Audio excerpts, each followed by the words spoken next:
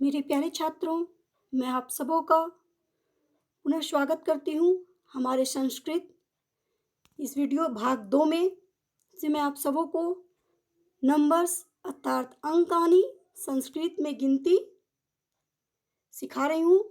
तो छात्रों, पिछले भाग में मैंने आप सबों को संस्कृत में 1, 2, 3 और 4 तक की संख्या के पुल्लिंग, स्त्रीलिंग और नपुंसकलिंग तीनों में रूप बनते हैं इसके बारे में बताया है।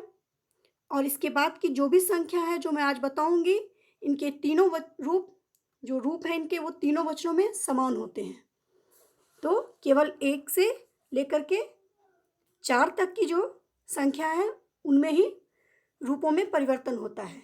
एक बार मैं आप सबों को पुनरावृत्ति के लिए फिर बोल देती हूँ। एका एकम एका द्वौ द्वे द्वे तय त्रीणि त्रिशः। एका एकम एका द्वौ द्वे द्वे तय त्रीणि त्रिशः। अर्थात एक वचन में जो एक है पुल्लिंग में एकः, स्त्रीलिंग में एका और नपुंसकलिंग में एकम। 2 को पुल्लिंग में द्वौ, स्त्रीलिंग में द्वे और नपुंसकलिंग में भी द्वे कहते हैं। 3 को पुल्लिंग में त्रयः, स्त्रीलिंग में त्रिशः और नपुंसकलिंग में त्रीणि कहते हैं।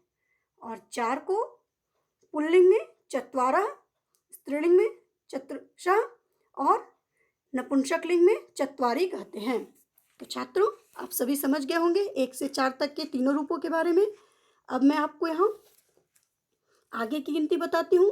तो आप लोग जानते ही हैं, 1 को एकम, 2 को द्वे, 3 को त्रीणि, 4 को चत्वारि, 4 को चत्वारि, 5 को पंच, 5 को पंच कहते हैं।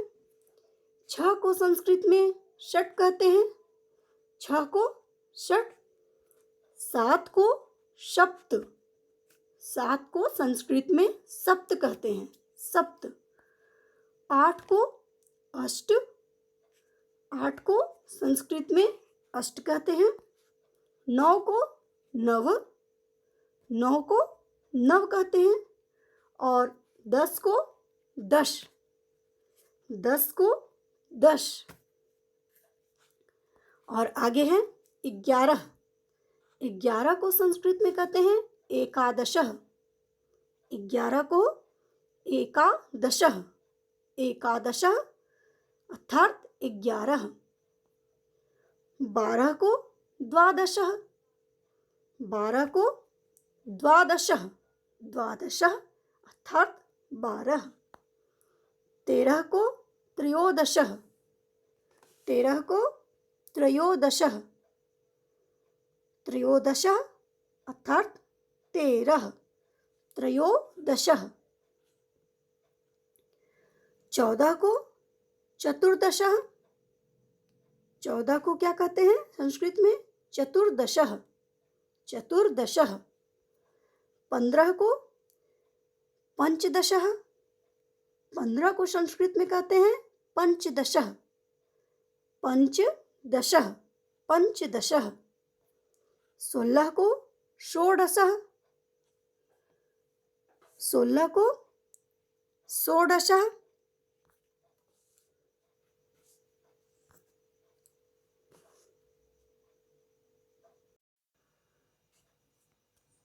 तो 16 को कहते हैं षोडशः।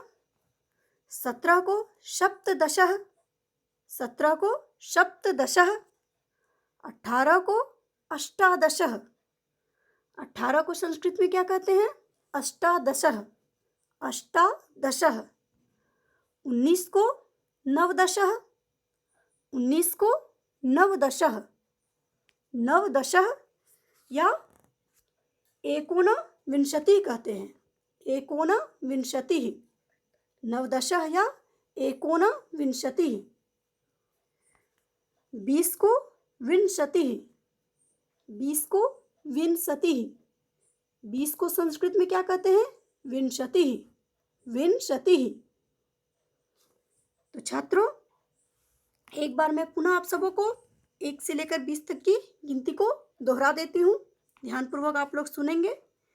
एकः, द्वौ, त्रयः, चत्वारि, पञ्च, षट्, सप्त, अष्ट, नव, दश, एकादशः, एकादशः, द्वादशः, त्रयोदशः, चतुर्दशः, पञ्चदशः, षोडशः, सप्तदशः, अष्टादशः, एकोनविंशतिः या नवदशः और विंशतिः।